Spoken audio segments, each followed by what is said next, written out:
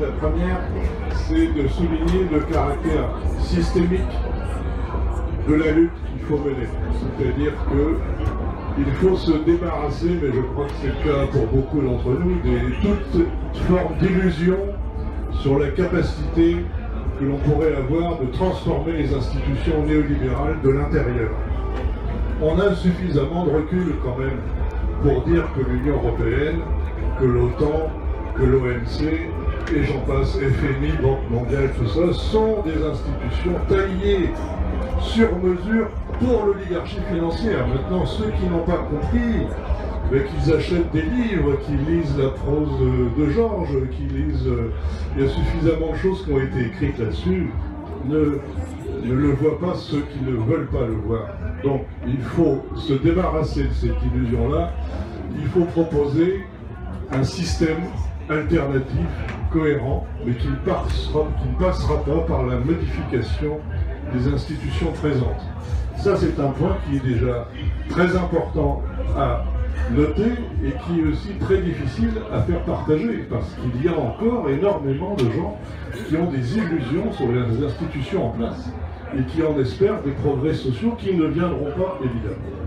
La deuxième chose que je voudrais dire, c'est qu'il y a, selon une expression employée dans d'autres organisations, un déjà-là révolutionnaire. Et il faut qu'on le caractérise, qu'on le souligne, qu'on le mette en valeur. Je prendrai deux exemples qui sont emblématiques. Le premier, c'est la fonction publique, la deuxième, c'est la sécurité sociale. Ce sont des acquis, évidemment, qui viennent de circonstances historiques très particulières, qui est le CNR, la crise paroxystique que représentait la guerre et le fait que le patronat, à un certain moment de son histoire, rasait les murs pour cause de collaboration.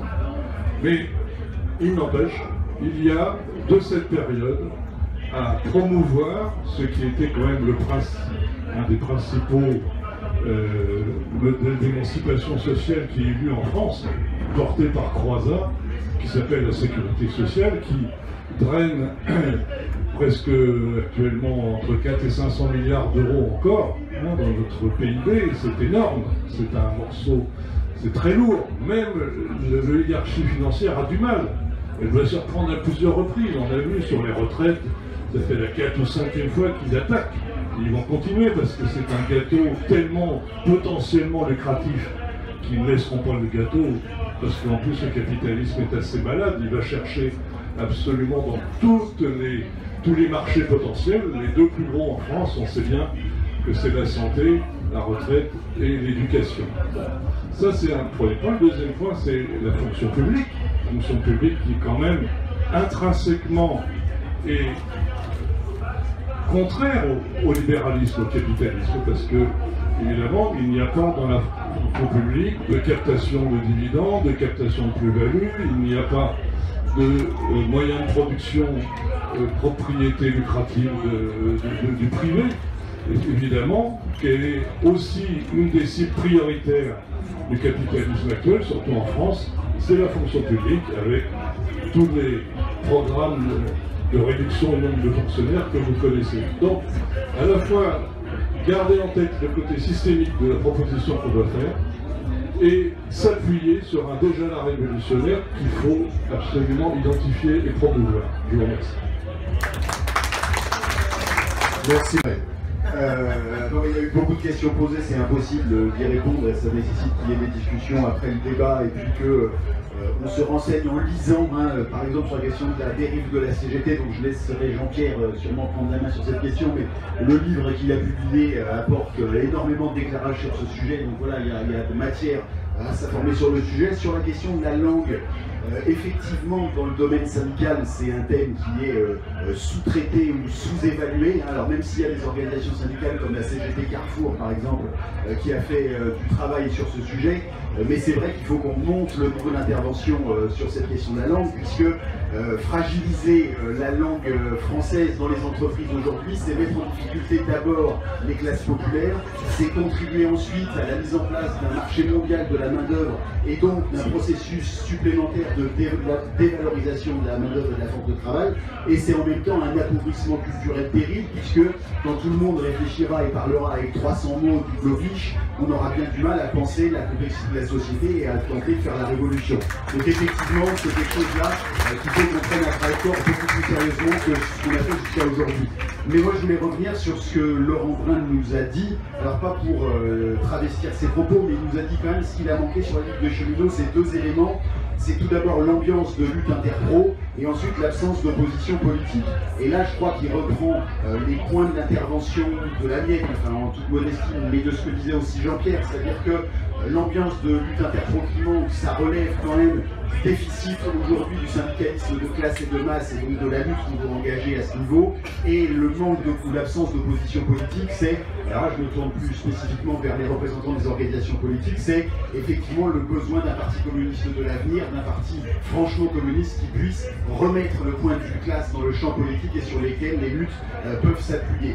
Pour finir, je voudrais quand même parler d'urgence. Voilà, moi je suis dans la fonction publique, on est dans une société qui est en train de se déliter à vitesse grand V, on le voit à tout niveau, hein, dans les quartiers, dans l'éducation nationale, dans les hôpitaux.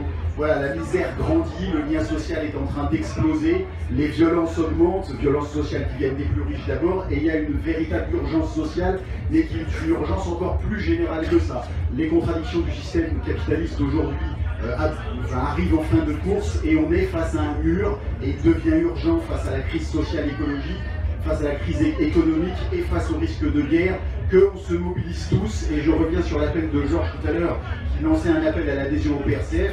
Je lancerai aussi un appel aux camarades à l'adhésion au syndicat. Il est temps aujourd'hui, on n'a plus beaucoup de temps devant nous, mais on a encore une petite marche pour réagir. Retroussons les manches et engageons-nous dans cette bataille avec force, avec envie, la bataille du syndicalisme de classe et la bataille de la renaissance communiste. Par rapport à ces interventions. D'abord, le besoin d'alternatives politiques. Pour moi, dans un premier temps, c'est l'idée que s'il n'y a pas de convergence de lutte, c'est aussi parce que syndicalement, l'activité se concentre sur le combat dans une entreprise, dans une branche, qu'on est focalisé sur une réforme, qu'on est focalisé sur un cahier revendicatif, qu'on est focalisé sur des choses très concrètes de l'entreprise. En fait, ce qui manque, c'est le lien idéologique entre tout ça. Chez les cheminots, on s'intéresse un peu aux réformes qu'il y a en dehors de la SNCF, parce qu'on essaye d'avoir une vision un peu plus large. Et en fait, par exemple, favoriser la convergence de lutte, c'est aussi donner des éléments concrets sur pourquoi les profs et les métallos ont une bataille commune. Alors dit comme ça, c'est pas immédiatement évident. Dans la pratique, quand on regarde la réforme du lycée, elle propose elle impose aux jeunes de ne plus construire leur savoir sur la base d'éléments généraux, mais sur la base de ce qu'ils appellent des blocs de compétences. Donc on pioche dans des éléments qu'on estime utiles pour plus tard. Enfin, utiles à qui évidemment à l'entreprise, mais enfin utiles pour plus tard. En parallèle de ça, les patrons, au niveau des conventions collectives, lancent une vraie offensive idéologique, et ça a commencé dans la métallurgie, nous on y est confronté aussi dans la convention collective du ferroviaire. Ils ne veulent plus reconnaître les métiers, ils veulent reconnaître des blocs de tâches. Ben, pour moi, quand j'entends bloc de compétences sur la formation et bloc de tâches dans les conventions collectives, il y a une vraie logique commune qui est intégrer la polyvalence des besoins d'entreprise pour, à terme, évidemment, faire baisser le coût du travail. Et ça, c'est des éléments que le syndicat peut éventuellement détecter et mettre en avant, mais c'est aussi au parti de donner ces explications-là. Et une fois qu'on a ces explications-là, bah, effectivement, peut-être qu'on se dit qu'après tout, notre lutte de métallos, notre lutte de cheminots, elle est cohérente avec la lutte des profs sur le contenu du lycée. Voilà, pour moi, c'est ça l'élément de la perspective politique aussi. Sur comment convaincre les cheminots d'y retourner, ben, en fait, on va essayer de faire ce qu'on fait assez peu souvent, c'est-à-dire analyser ce qu'a été le rapport des forces. Parce que le rapport, enfin, je suis d'accord avec un truc avec Macron, c'est que souvent, on a des... Oui, ça n'arrive pas souvent, mais c'est comme ça. C'est que souvent, dans la CGT notamment, on a des réflexes automatiques, mais on ne sait plus, enfin, il n'y a plus de contenu à ces réflexes. Par exemple, le rapport de force, on en parle tout le temps, mais en vrai, personne ne sait définir ce qu'est le rapport de force. Et donc là, nous avons cherché au niveau des cheminots à analyser ce qu'a été le rapport de force de la grève des 3 mois qu'on a mené pour dire aux collègues, et c'est ce qu'on va développer comme argumentaire, comment ces forces-là, elles peuvent et elles vont évoluer. Par exemple, dans leur force, il y avait la légitimité de la proximité de l'élection, etc.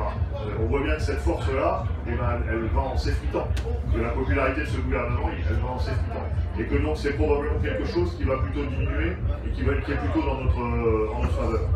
Dans leur force aussi, c'est la puissance médiatique évidemment, c'est la capacité de dire un certain nombre de mensonges sur les effets concrets de leur loi, et aussi parce que cette loi n'entre pas en fonction. Or là, ils vont être dans une situation très particulière, où ils vont devoir mettre les mauvais coups en place, alors que la loi n'est pas encore en application.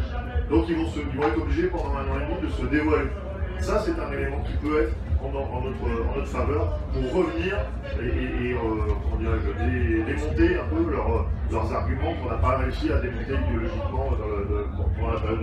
Enfin, bon, je ne détaille pas tous les éléments qu'on décrit, mais on décortique le rapport de force pour essayer d'avoir ce débat avec les salariés aussi, de dire, voilà, tu as fait 8 jours de grève, c'est magnifique, tu as l'impression d'avoir fait la révolution, ben nous on t'explique que tu as contribué au rapport de force, mais c'était pas suffisant, et que d'un autre côté il y a les forces en face, que tout ça il faut qu'on analyse, que donc, bon voilà, je ne développe pas, mais vous avez compris le principe.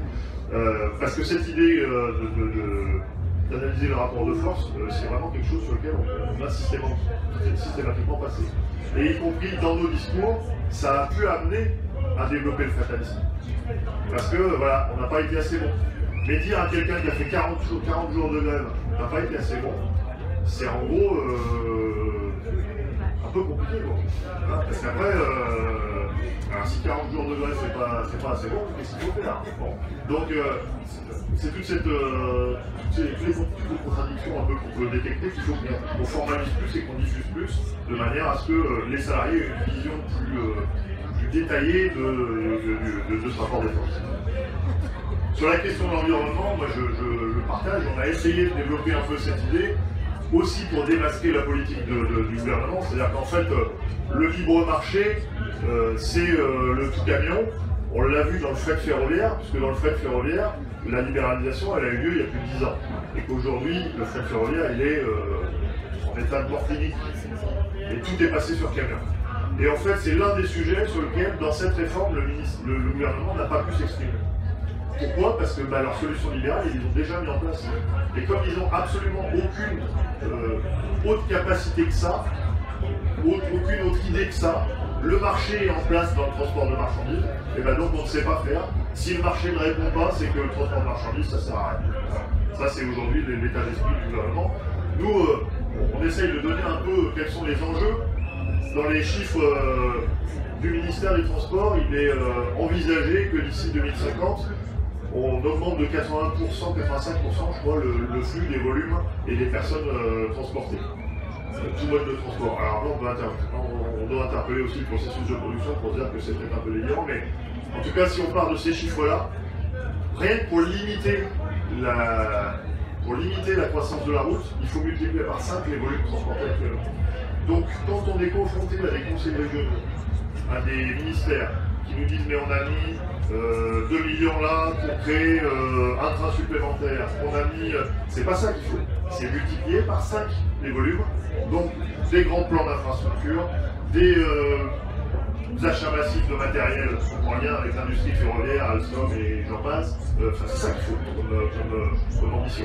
Et donc évidemment, tant qu'on n'est pas sur cette ambition, on est sur la logique de marché, c'est le tout routier, c'est le tout TGV, c'est la concentration, parce que ce qui vise à terme, c'est qu'en gros le ferroviaire ne fonctionne plus que sur les flux massifs qui existent déjà, où là on peut faire du profit, et puis le reste, les questions d'environnement, d'aménagement du territoire, ça passe au travail.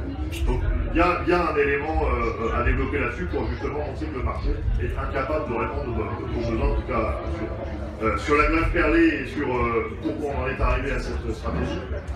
Ben, la stratégie et la tactique, ça répond à des buts pratiques. On avait on avait le but pratique le but de ne pas être confronté aux écueils qu'on a vécu dans les 2 dernières grèves reconductibles, à savoir premièrement une grève qui se casse la gueule très rapidement en termes de pourcentage. Donc on part en grève reconductible pure, au bout de 2 semaines, il n'y a plus que les militants syndicalistes qui sont en grève. Et arrive le vote à l'Assemblée nationale de la réforme, ça agit comme un coup près, et la grève se termine quelques jours plus tard. Ça, on voulait absolument éviter cet élément-là. Donc qu'est-ce qu'il nous fallait? Il nous fallait une stratégie qui nous permette de dépasser le vote à l'Assemblée en disant aux salariés qu'on doit aller plus loin, parce que le rapport de force, ce n'est pas le lobbying sur les élus, c'est autre chose. Et il nous fallait également une tactique qui nous permette de dire aux salariés, on commence ensemble, on termine ensemble. Cette érosion des forces, on a réussi à la ralentir avec le 2/5, malheureusement on ne l'a pas interrompu. Donc ça c'est vraiment quelque chose sur lequel on travaille en disant de plus en plus aux salariés, notre rapport de force c'est que les gilets de lutte ne bronchent pas. Parce que c'est dans ces conditions-là que les patrons n'ont plus le choix et qu'ils sont obligés de reculer. S'ils ont le choix d'attendre, ils attendent, ils payent, mais ils attendent, et à la fin ça se termine. Ce 2/5, il n'avait pas que pour but ça. On analysait aussi qu'en termes interprofessionnels, au début du conflit, nous on était obligés de partir puisque la réforme était lancée. Au début du conflit, on voyait bien qu'au niveau interprofessionnel, la mobilisation n'était pas massive. Le fait d'avoir une perspective de 3 mois de lutte nous permettait d'espérer qu'on puisse, au cours de route, raccrocher du monde. Et puis également, on avait analysé quand même que dans la production ferroviaire, 2 jours de grève sur 5, ça fait bizarre. Et que donc on a désorganisé beaucoup plus la production que vraiment les 2 jours de grève sur ça. Donc voilà, c'était une réflexion de ce ensemble. Ensuite, la stratégie d'unité, je termine. Sur la stratégie d'unité, nous n'avons pas eu de stratégie d'unité. La première interfédérale que nous avons faite sur l'organisation de la manif de février, moi j'ai dit aux autres organisations syndicales qu'on les voulait pas, parce qu'ils servaient à rien. Non mais je peux le dire ici tranquillement parce qu'on est entre nous, mais tout simplement parce que les cheminots, on les avait déjà acquis à notre démarche. Donc nous n'avons pas recherché l'unité syndicale, nous avons recherché la mobilisation des cheminots. Et c'est parce qu'on a obtenu la mobilisation des cheminots qu'ensuite les autres sont venus et n'ont pas pu sortir de la grève pendant 3 mois. Parce que je vous assure que la CFDT et l'UNSA, leur culture, c'est pas vraiment tout à fait pour moi de ils ont été coincés d'une certaine manière. Et aujourd'hui, d'ailleurs, s'ils se permettent de ne plus être dans les démarches de grève qu'on lance, c'est parce qu'on a reperdu la mobilisation des salariés. Donc il faut d'abord travailler la mobilisation des salariés pour aboutir à l'unification de la mobilisation. La position de Sud, ça n'a jamais été la grève reconductible. Sudrail a mis en place nulle part la grève reconductible. Moi je vous le dis comme je le pense, là je suis très partisan sur l'affaire. Sudrail a eu une stratégie opportuniste de règlement de compte par assemblée générale interposée entre Tendance et l'UNPA, parce que c'est comme ça que ça s'est passé. Donc je ne pense pas que ça donne des perspectives énormes. La seule perspective, c'est d'avoir une organisation et une capacité nationale à mener une grève dure. Et ça, aujourd'hui, tout le monde a bien compris, il n'y a que la CGT qui peut l'organiser. Merci. Merci bien. Donc très rapidement, c'est vrai que c'est difficile de répondre à toutes les questions en 3 minutes. Et bon, donc je vais essayer de me concentrer sur ce qui me semble le plus important. On ne pourra pas répéter aussi ce qu'ont dit les autres camarades. Voilà, moi, bon, j'ai lundi dernier participé à une assemblée de cheminots à Versailles et j'étais très frappé parce que c'était très déterminé, il n'y avait pas de morosité, c'est beaucoup des jeunes, c'est un syndicat de masse, ils sont 400 cheminots, il y a 220 syndiqués, principalement, comme j'ai dit, des jeunes, des femmes, plus de 40% de femmes, très combatifs, ils se sont fixés un plan de travail, ils ont vraiment envie d'y aller, ils ont la pêche, et ça je trouve que c'est très encourageant, et c'est aussi très gratifiant, parce que tout ça, ça se fait quand même dans la clarté. Et alors, sur quoi je veux insister, et surtout en écoutant Laurent, c'est que on a, je crois, besoin à la fois de clarté et de volonté. Voilà. Alors, la clarté, Le problème, je ne discute pas ici des orientations de la fédération, je discute d'une façon beaucoup plus générale.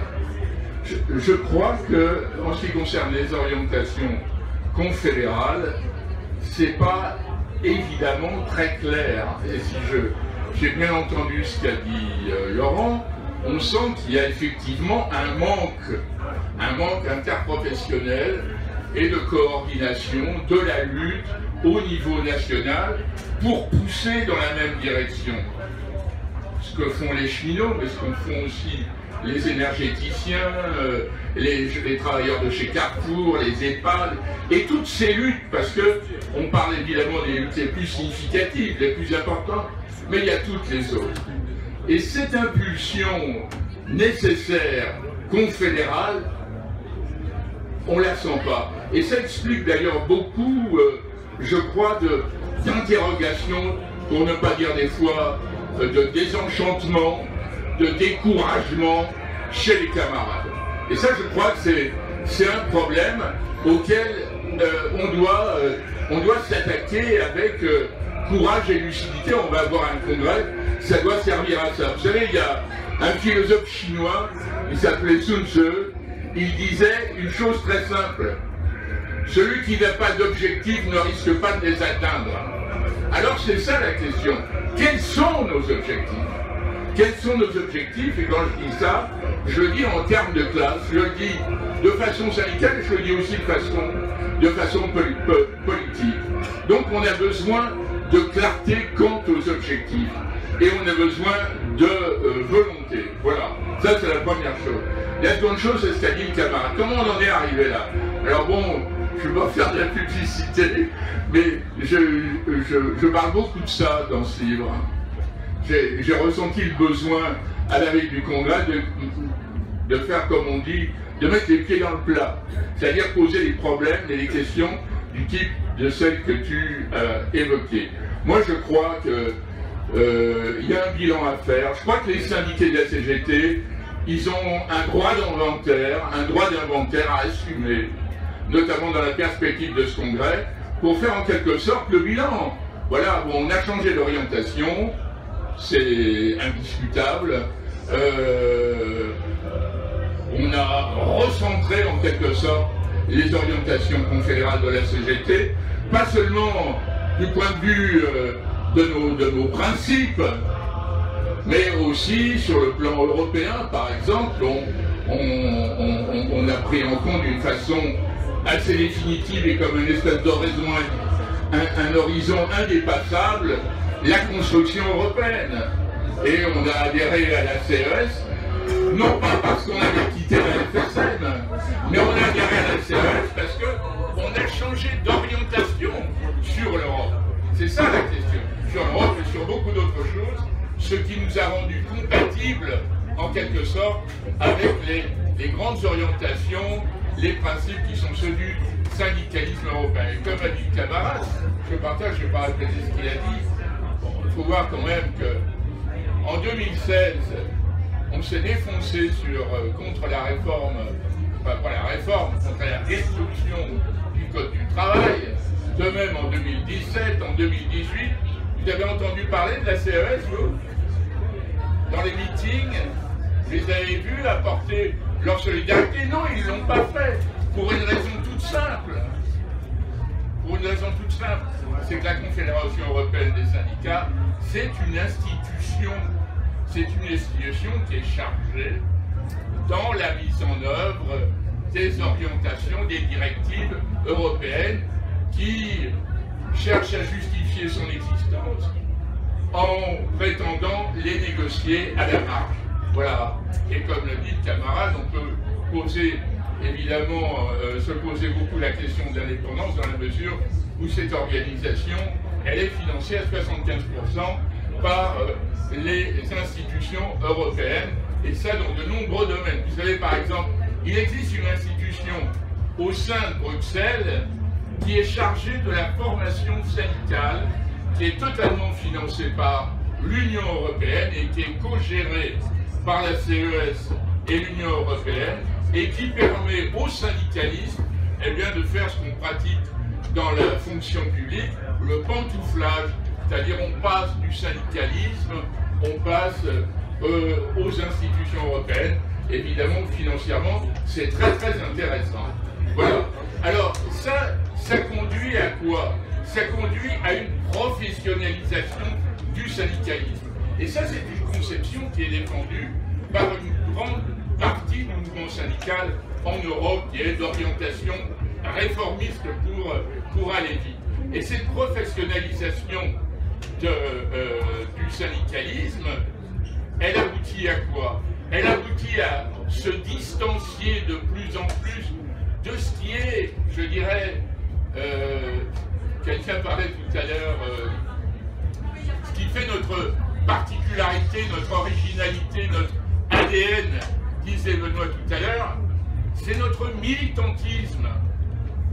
Et on fabrique aujourd'hui un mouvement syndical qui est totalement détaché de ces principes du militantisme pour en faire des fonctionnaires. Passez-moi l'expression, je le mets entre guillemets, c'est pas du tout péjoratif à l'égard des fonctionnaires, mais c'est une image. Et ça, il faut bien le dire, ça déteint sur notre confédération, au point qu'on a aujourd'hui une espèce de coupure, ou en tous les cas, une organisation, j'ai entendu,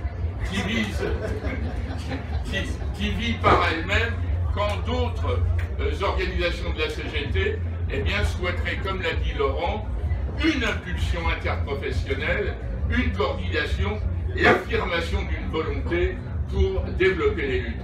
Alors, toutes ces questions-là, elles sont évidemment pas innocentes parce qu'elles touchent à la nature même de notre syndicalisme. Et c'est pourquoi, moi je pense, en tous les cas, que le 52e congrès de la CGT, c'est une opportunité, c'est une occasion. Il faut que les syndicats s'approprient ou alors se réapproprient leur syndicalisme pour construire ce syndicalisme de classe dont notre classe ouvrière a besoin en France, mais aussi dont nous avons besoin en Europe et internationalement. Parce que, je l'ai déjà dit tout à l'heure, personne ne peut prétendre aujourd'hui construire des rapports de force seulement par lui-même ou avec la force qu'il représente. On a besoin des autres. Et quand je dis on a besoin des autres, ça veut dire internationalement qu'on a autant besoin, et surtout pas de leçons à donner aux travailleurs qui sont dans les pays du Sud, comme on les appelle, et nous qui serions en Europe et en quelque sorte qui aurions découvert les vertus du syndicalisme qu'il faudrait appliquer partout. Eh bien, nous avons tous à échanger, à partager et à construire ensemble le syndicalisme de demain, le syndicalisme, comme c'est inscrit ici, du 21e siècle. Merci. Nationale, la Marseillaise, rassurez-vous, vous allez les chanter à l'issue du débat. Mais donc très rapidement, vous comprenez bien que je ne peux pas répondre à toutes les questions. C'est pas du mépris pour les personnes qui sont ici, c'est tout simplement parce qu'on a commencé le débat à 15h, c'est déjà 17h, la salle se vide. Donc ce que je voudrais dire, c'est que la question pour nous de ce que nous appelons le Frexit progressiste nous semble une évidence. Non pas, je réponds aux camarades, et je remercie d'être venu, d'avoir fait ce pas vers le dialogue sur cette question effectivement de l'Union européenne. Pour nous, ce n'est pas une hostilité, bien évidemment, à quelque construction internationaliste que ce soit. Nous jugeons simplement que cette construction européenne n'a rien d'internationaliste, que c'est un cartel impérialiste destiné à combattre les peuples, les acquis sociaux, les souverainetés nationales, et que tout ça est parfaitement gravé dans les traités, qui ne sont modifiables, je le rappelle, qu'à l'unanimité des différents États. Une simple phrase, simplement pour que tout le monde ait bien en tête, depuis le traité de Maastricht, et c'est passé dans tous les traités ultérieurs, il y a la phrase qui dit l'Union européenne, je l'ai apprise par cœur cette phrase, l'Union européenne est une économie de marché ouverte sur le monde où la concurrence est librement faussée. Ça veut dire clairement que l'Union européenne est une institution totalitaire, et je pèse mes mots, qui interdit le socialisme, mais qui interdit même aussi les plus simples réformes de type keynésien, les nationalisations les plus anodines, et ainsi de suite, puisque les monopoles publics n'ont plus aucune capacité d'expression dans le cas de cette Union européenne, et qu'en revanche, on met en place bien entendu les monopoles privés, type par exemple Engie. On fout en l'air EDF, et ce sont les monopoles privés qui montent en puissance dans ce cadre-là. Par conséquent, si nous voulons pouvoir un jour, et c'est quand même pour ça que je suis communiste, mettre en place une société socialiste en marche vers le communisme, il faut sortir de ce carcan. Il ne faut pas avoir peur de dire qu'on veut sortir de ce carcan. Et il me semble que ça serait unificateur à la fois pour le mouvement populaire, y compris pour le mouvement syndical, que nous, les politiques, nous fassions ce travail-là. Que nous, les politiques, nous fassions ce travail-là. Puisqu'effectivement, du même coup, ça permettrait de donner la cohérence qui fait défaut aux luttes sociales. Nous avons des luttes sur l'EDF, des luttes sur la Poste, des luttes sur la SNCF, des luttes sur l'éducation nationale, etc., etc. Quel est le fédérateur? Le fédérateur, c'est que nous avions derrière une cohérence nationale, sociale, démocratique qui venait du CNR, et que derrière nous avons une cohérence supranationale européenne, néolibérale et ainsi de suite, qui est le décortiquage de tout ça. Cohérence contre cohérence. Si on ne sort pas une cohérence contre l'autre, on ne peut pas fédérer les luttes réellement dans notre pays. Et ça, les syndicats peuvent l'entendre, mais c'est quand même aux politiques de faire leur boulot en premier sur ce sujet. Et la deuxième chose, c'est qu'au niveau international, effectivement, le fait d'être contre l'Union européenne n'est pas du tout le fait d'être contre l'Europe des luttes. Bien au contraire, ce qui bloque au maximum l'Europe des luttes, c'est en particulier, ça a été dit 100 fois, la Confédération européenne des syndicats. Pour moi, qui étais militant syndical à l'époque, dans la fonction publique, effectivement, en 2003, qui ai lutté pour le sauvetage des retraites, j'ai bien vu comment ça se passait. Les Autrichiens, les Italiens, les Français combattaient ensemble, enfin combattaient au même moment, ce n'est pas du tout la même chose, en même temps, mais pas tous ensemble, la destruction des retraites en fonction des accords de Lisbonne. Bon, eh bien, la CES n'a absolument rien fait pour fédérer tout ça. Donc, pour moi, le véritable internationalisme, c'est l'internationalisme des peuples, et je suis fidèle, je m'excuse de cette ringardise absolue, à ce que disait un camarade qui s'appelle Lénine et qui disait déjà en 1915, les États-Unis d'Europe, en régime capitaliste, ne peuvent être qu'utopiques ou réactionnaires. Et l'Union européenne n'est pas utopique, hélas, mais elle est archi-réactionnaire. Bon, ça c'est déjà un point, et la deuxième chose, mais bon, cela dit, en réalité, débattons-en pour l'avenir. On va organiser un tour de France de la question de l'Europe, et on va en particulier donc mettre en question ce tabou qui pèse aujourd'hui sur le mouvement ouvrier. Discutons-en sans tabou du Frexit progressiste. On n'est pas nous pour le Frexit, on est pour le Frexit progressiste, antifasciste, internationaliste. C'est tout à fait autre chose, évidemment. Et il faut mettre un contenu. Il ne suffit pas de sortir de l'Union européenne, il faut dire pourquoi. Et il faut dire aussi que ce n'est pas pour isoler la France, mais ça, le Parti communiste français, auquel j'ai adhéré pendant 32 ans de mon existence, le disait encore il n'y a pas si longtemps que ça, je n'ai rien inventé de ce côté-là, pour une Europe des coopérations, d'État à État, et de peuple à peuple, et non pas pour une concurrence libre et non faussée.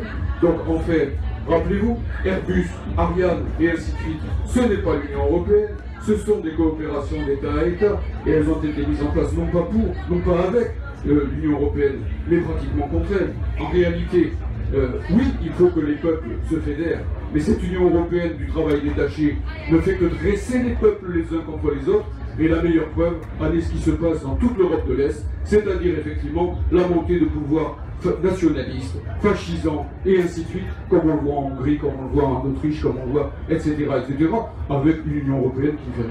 Je termine donc simplement en disant tout à l'heure ce qui a été dit et redit par la pétition sur la Pologne. Camarades, on finit quand même là-dessus. Nous sommes des internationalistes, nous combattons à la fois l'Union européenne et les fascistes qui croissent à son ombre, à l'ombre de l'Union européenne, et qui laissent effectivement, avec joie même, criminaliser les partis communistes de l'Est, en Hongrie, en Tchéquie, en Pologne, en Roumanie et ainsi de suite, alors que les fascistes progressent de tous les côtés. Donc je marche sur mes deux jambes quand je dis il faut sortir de l'euro, il faut sortir de l'Union européenne, il faut sortir de l'OTAN, et bien sûr, dans la perspective de sortir du capitalisme, il faut unir le drapeau rouge de la classe ouvrière et le drapeau tricolore de la nation, et il faut effectivement marcher vers l'internationalisme de tous les communistes de France et d'ailleurs, pour reconstruire effectivement une véritable Europe des luttes et un véritable internationalisme pro-l'OTAN.